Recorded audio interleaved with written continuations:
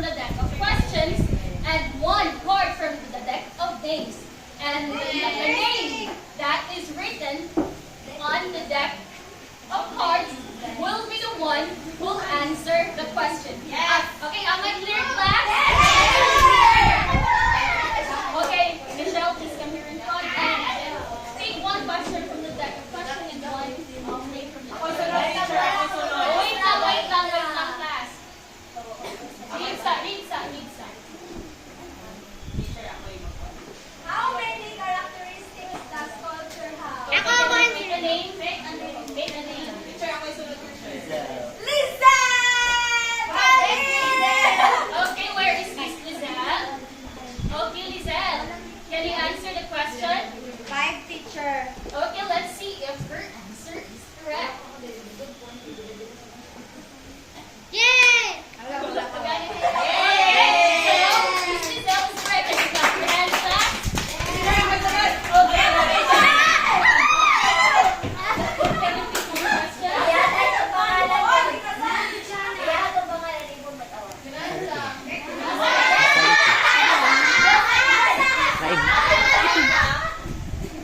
It is a characteristic of culture where culture is learned behavior that is transmitted from one member of society to Okay, other. can you let her see the question? Okay, can you pick 1 name from the Uy, Nar, ako magulo sa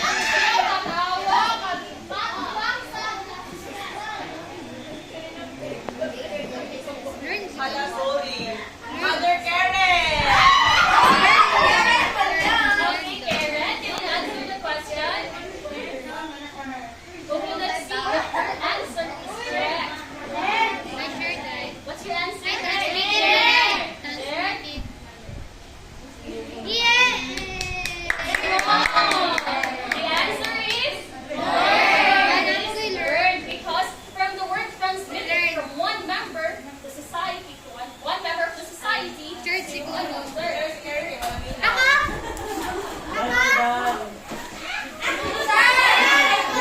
Kasi dapat, ikon ko na sila. Okay, wait lang class ha. Why culture is important? Dire, mag-ikon ako.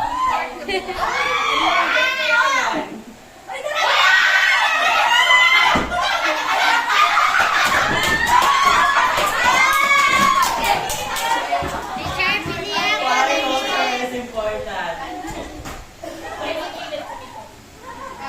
Culture is important because culture symbolizes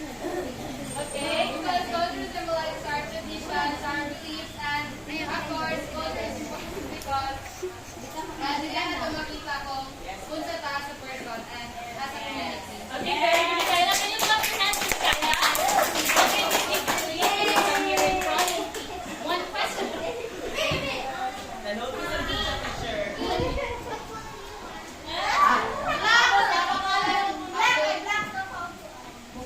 Black sheep.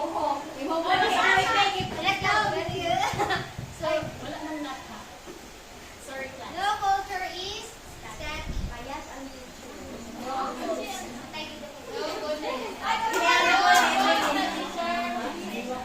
Maninong death ba yan?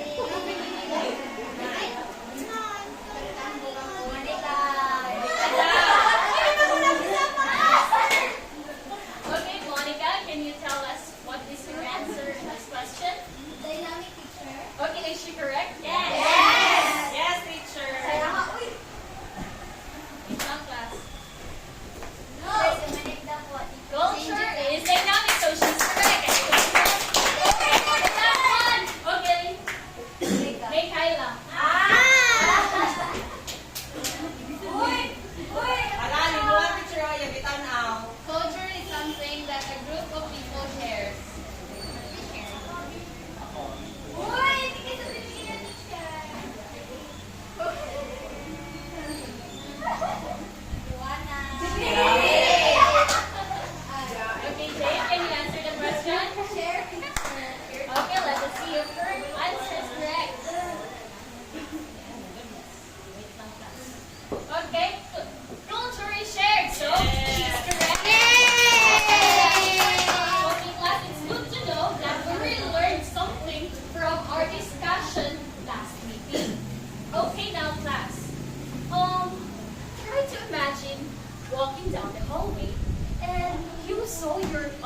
teacher walking, what will you do? Okay, what Jonathan? Bad teacher, kanang mutabang mag-carry siyang bad teacher. Okay, Good mag-carry morning. siyang bag. Okay, Mikay? Good morning.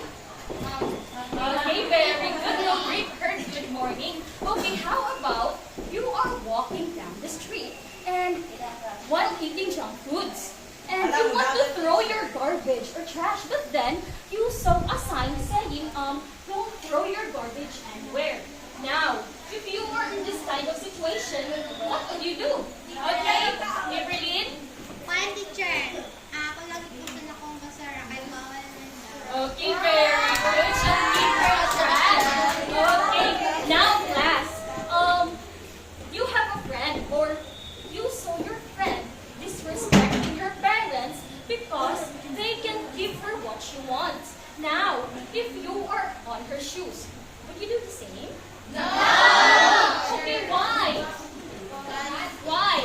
Okay, Mikaela? I think that to be able to be respected, we should also respect others and we should respect our parents by they deserve to be respected. Okay, very good. Last, disrespecting our parents is a bad thing. And okay, it's not a good thing to do, right? And speaking of right things, today we are going to discuss the types of norms, or this is the rules that a society must follow. But before we proceed to our discussion, we have a letter that was sent by our very own mayor. Do you want to read it, class? Yes, teacher! Okay, can you read the letter, class?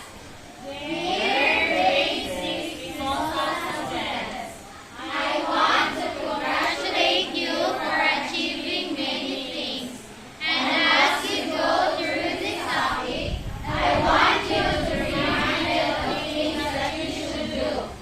Respect each other, listen carefully, participate in any activity, raise your right hand if you want to answer. Sincerely yours, Tyrone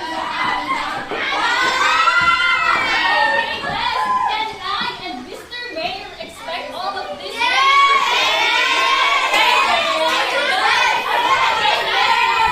Okay, class, aside from the letter that was sent by our very own mayor, he also sent us some presents. Yes. Okay, class. The class will be divided into 3 groups. Okay, this one from Jenna Rose to Maria Pearl will be the group 1.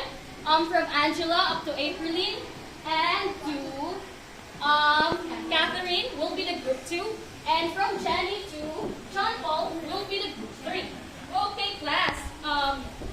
You will be provided with 10 equal presents. Okay, so I will give you each group will receive a total of 10 presents, and these presents will serve as your scores in aiding of our activity. But class, you have to remember that once you violate the rules that were set by our very own mayor, always remember that your presents will be okay, am I clear, class? Yes, teacher! It's good to know that you understand the rules that were set by our very own mayor. Okay, now class, let us listen to a story. Title, can you read class? Michelle, the good student! Michelle? No!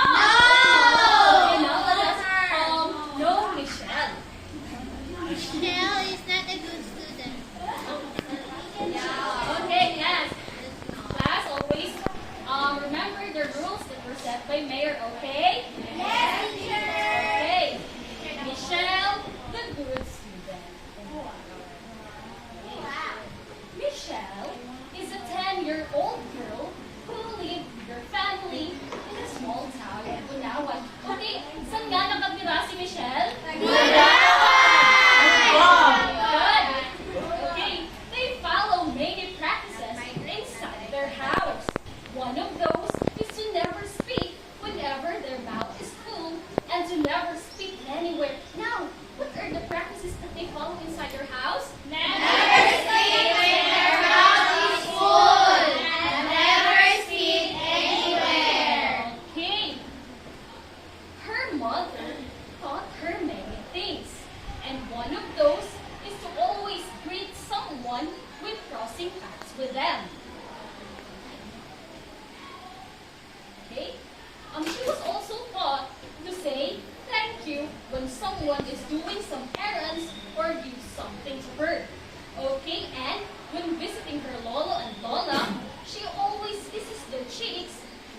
never forget to do mano po and never forget to use po and opo. Now, what are the things that were taught by her mother? Okay. Oh, yes.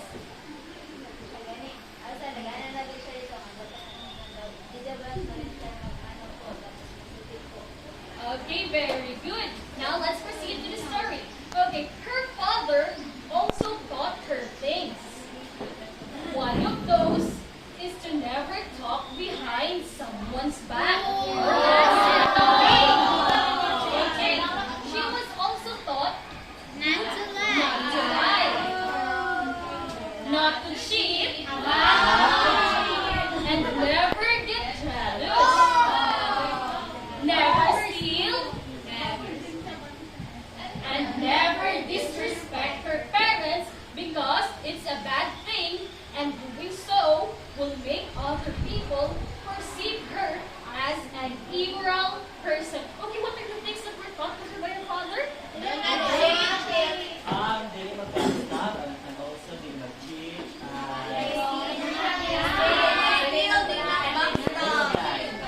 Okay, very good. Inside the school, she also learned something. One of those is about the Republic Act 9003, or also known as the Ecological Solid Waste Management Act, and it is a law about the proper way of disposing waste.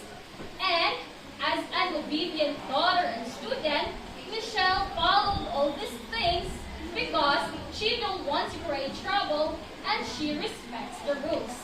And because of this, Michelle lived her life peacefully. Did you enjoy the story, class? Okay, now, what is the title of our story now? We read. Okay, Misha? Michelle, the good student. Okay, Michelle, the good student. Now, who was the main character of the story? Okay, Chona?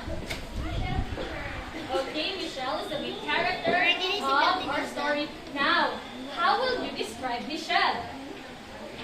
Okay, Michelle? Okay, why do you say so? Okay, very good. Michelle is described as a good student because she followed the rules.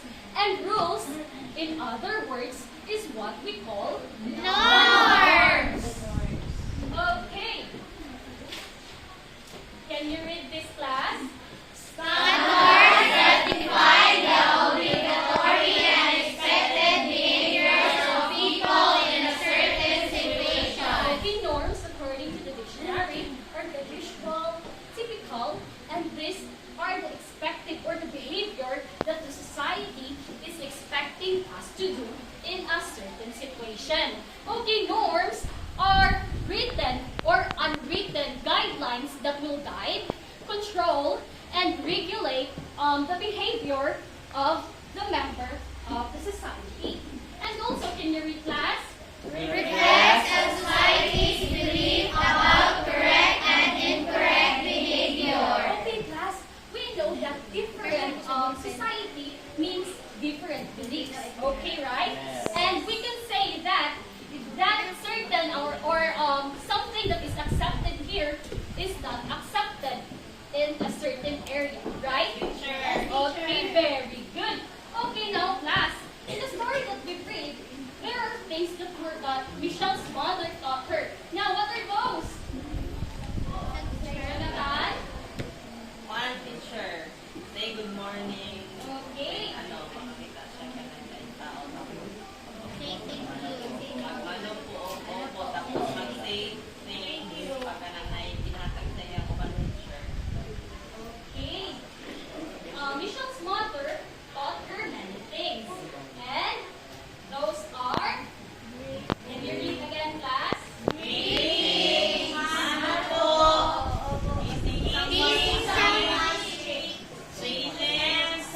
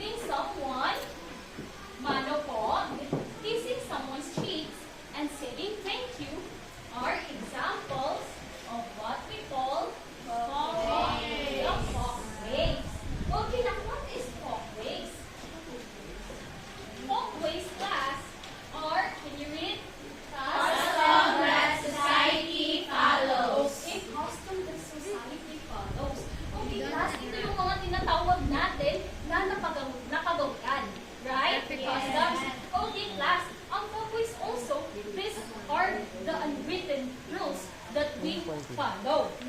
Okay, and last, walkways, this is simply the things that we usually do, such as greeting someone whenever crossing paths with them.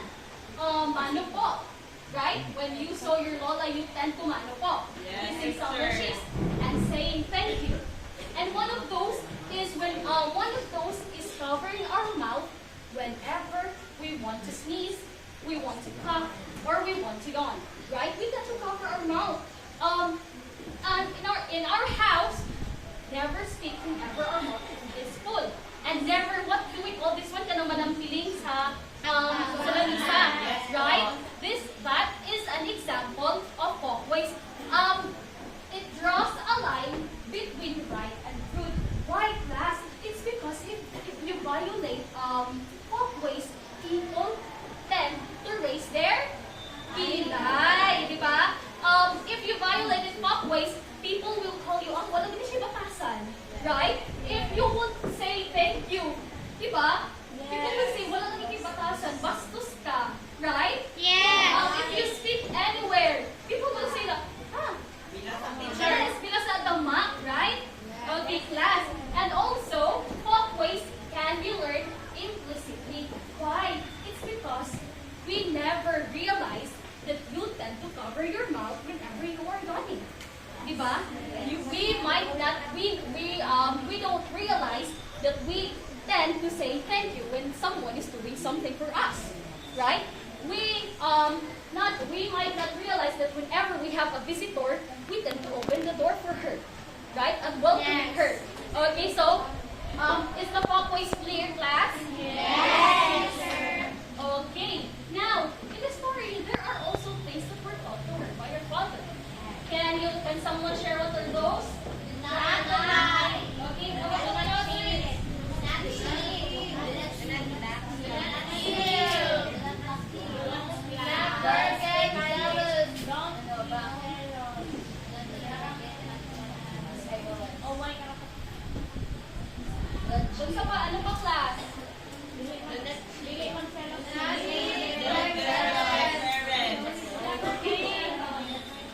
get jealous.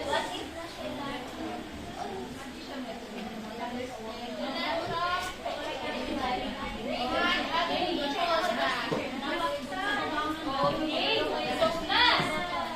Okay. Don't cheat. Don't lie. Never get jealous. Don't respect parents. Don't steal. And don't poke talk behind other people's back are the things that were taught by your father. And those things are some examples of what we call mores. Okay, what mores? Yes. Mores, class. Mores. Okay. Okay, so can you read, class? Also known as moral. Okay, very good. When we say moral, what comes in our minds? Class, when we say moral, Doing good and avoiding. yes? These are the things that we should do in order to. Okay, in order to be good. Okay, class. Mores is also known as moral norms. Okay, who among you here are Christians? Me. Okay, so almost all of us are Christians, right? And are you familiar with the Ten Commandments, class? Yes! Okay, very good. Okay, what have you observed? Okay, class, as you can observe, those things that were mentioned in the Ten Commandments are here. Yes. That's why Mores is somehow connected to the Ten Commandments. Okay, class, and also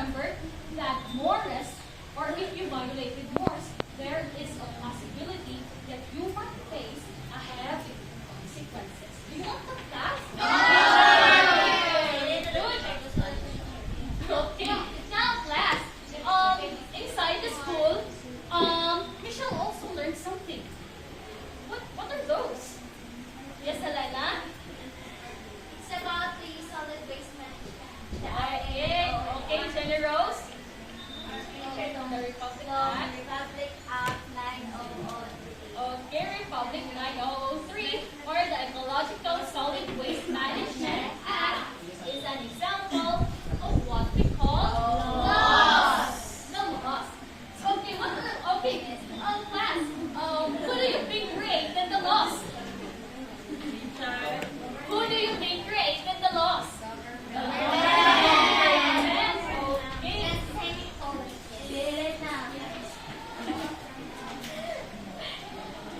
Okay, class. Laws is also known as and it is created by government. Okay, so these laws is what we call the written laws. These are legalized, formalized, na pirmahan ng Presidente ng Pilipinas kung sino ang mga politiko. And also, it goes beyond people's belief because all people are required to follow despite what culture you have, what beliefs you have, or kung ano pa man yung pinaniniwalaan mo, you are required to follow the rules, ay the laws. Okay, class? Yes, sir. Okay, and also class, if you violate the laws, you will face a heavy consequences or you might end up in jail. You want the class? No! Okay, very good. Now, class, we have to remember that these types of forms may be different from each other, but they also have their similarities. Okay. Folkways and mores, these are the norms that are passed from generation to generation. Okay? And mores and laws, these are the types of norms that once you violate this, you'll face a heavy consequences. And also, folkways and laws will guide the people's behavior. Okay, now class, back in our discussion. Can you share about the things that, or the folkways that you followed inside your house? Yes, May Kyla? Do not speak when do not speak when someone is speaking about bibili ng chinelas sa gawas. Tapos, every morning kay dapat kilos sa kwarto before mag-handa. Okay, very good. Who, sino pang mas okay? Jonathan? One teacher.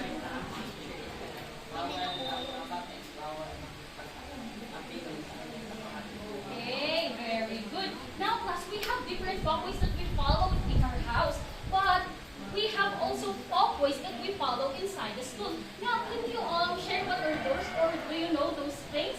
Wearing school uniform and wearing ID when you are in the school. Okay, very good. Wearing uniform and wearing appropriate things. And also, one of the folkways that we can makikita natin sa schools is this. Raise your right hand if you want to answer. Okay, now class, let's proceed to the mores. What are the mores that you followed inside your house? Bawal mangupit. Bawal mangupit. Okay, sino pa? Bawal mangatik. Bawal mangatik. And also, okay, very Bawal good. kwan. And also, inside the school, there are also mores that we follow. And one of those is to not cheat. Plagiarism. Okay, Still Volkswagen. okay, very good. Now, let's proceed to the laws. Do you have laws that you know? Or meron ba kayong mga laws na nalalaman? Okay. Miss Hannah? Don't kill. Don't kill. Okay, very good. It's good to know that we learned something from our discussion class. Okay. Now, class. Oh my goodness. Okay, now class. Can someone share the class what is norms? Okay, Miss Perlene. Norms are those standards that within society is unwritten. Okay, I've written. Okay, very good. Okay, what are the three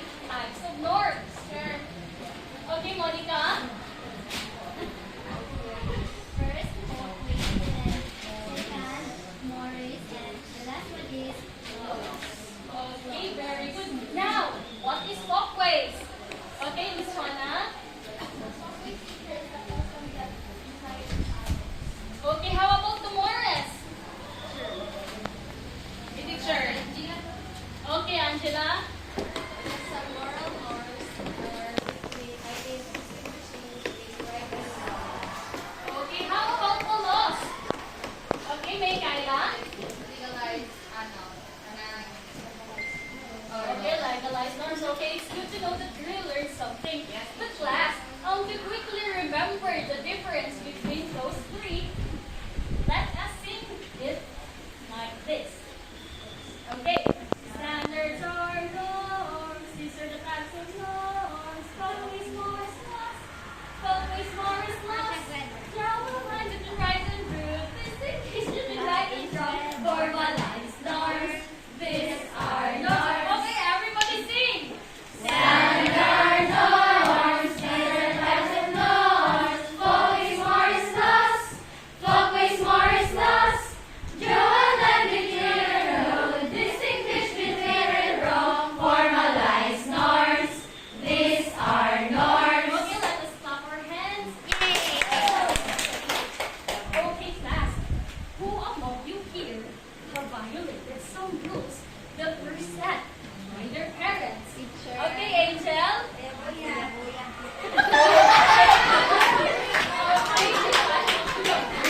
Okay, sino pa? What are those rules? Okay, bawal mawawit. Now, class, what happened after, nangupit ka? Nalipay ako na una, kaya nakapalit ng compound.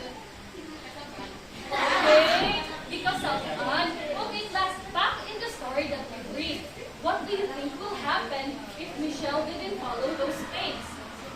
Okay, Miss Catherine?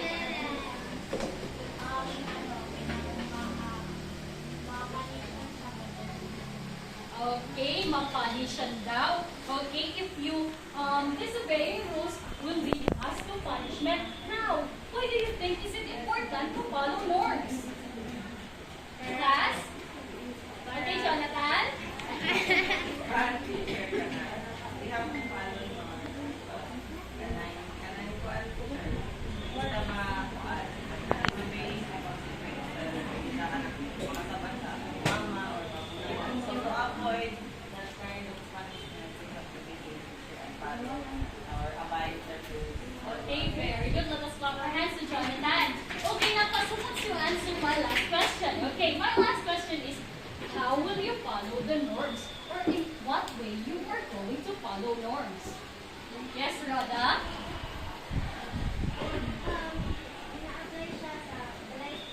Okay, can you cite some examples of how you follow it?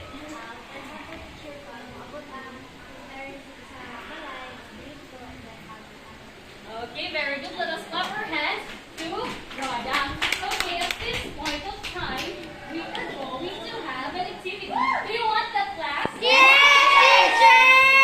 class. We want Same that. group, you are going to demonstrate your understanding about the different types of norms. And you will be graded based on this group.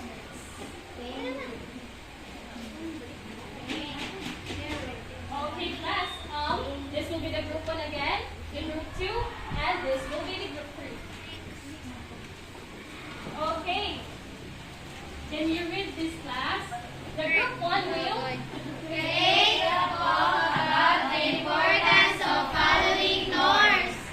Perform a scenario showing a child who follows and child who disregards norms.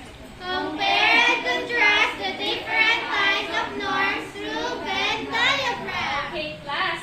I will give you 5 minutes to do this activity. Am I clear, class? Yes, teacher. Okay, you may start now. Yes. Yes, teacher.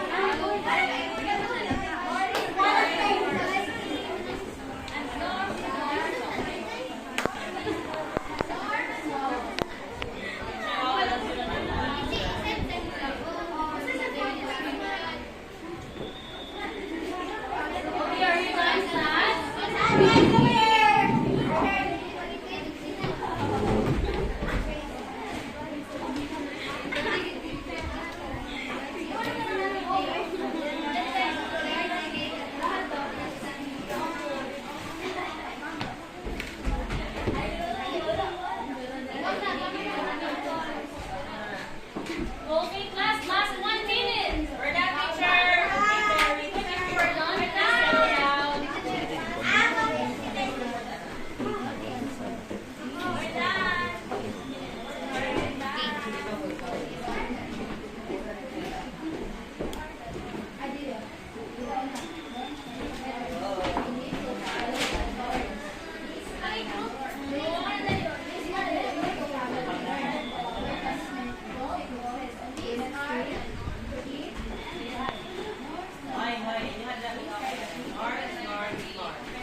Okay, last 20 seconds.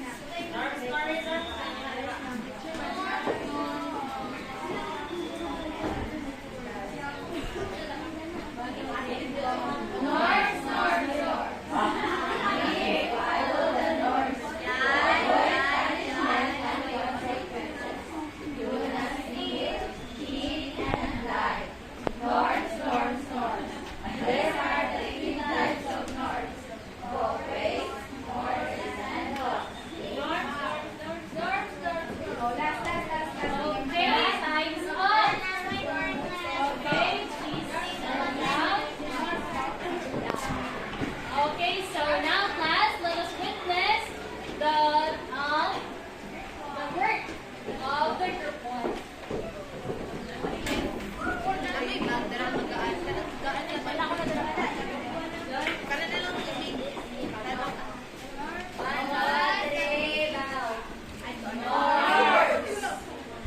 Norms, norms, norms.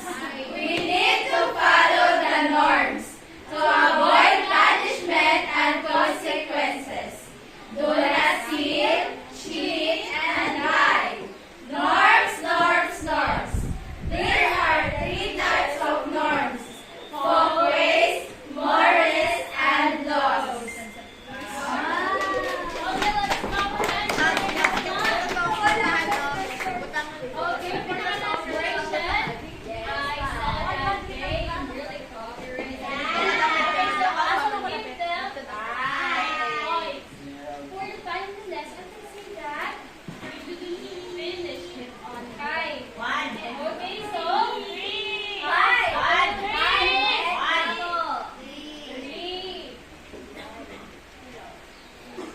Okay, and for the content, we can definitely say that 5. Okay, so the total of 30. Okay, now, where is the group 2?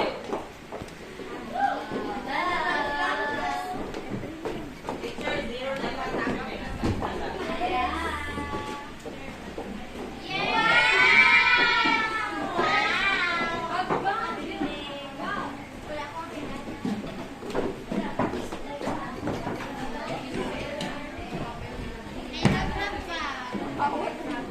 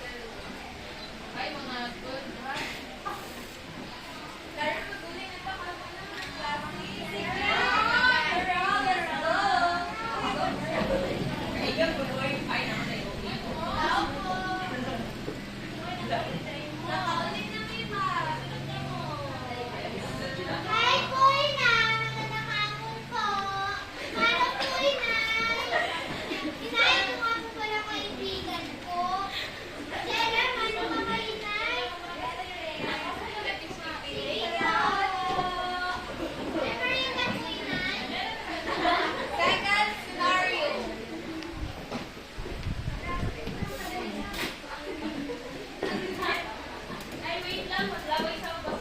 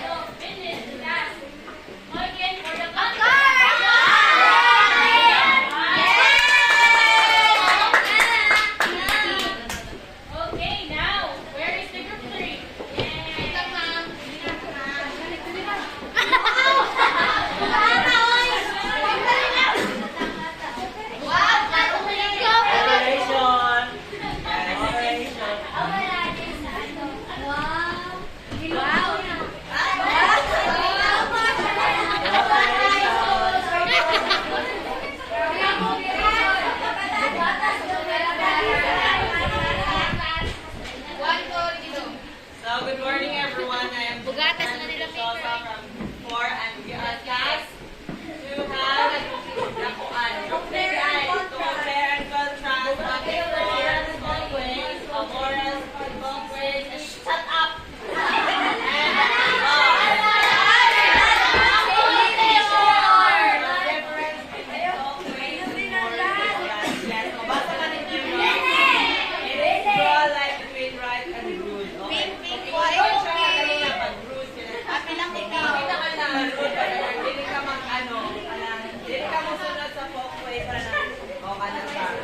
Tapos ang Morris kay distinguished favorite and wrong.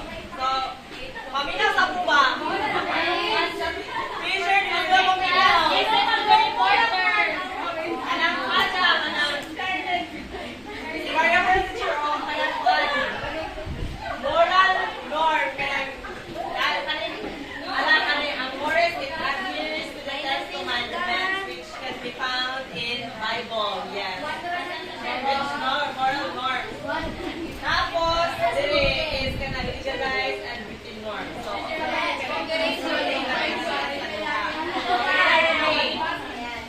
ano sila kanang dili na sila makita, it is intangible and unwritten, passed to generation to generation. So, di ba kanang kung ano itong mga kaiwan na sila kanang yan dito may sa una tapos ang similarity nila is kanang kuan.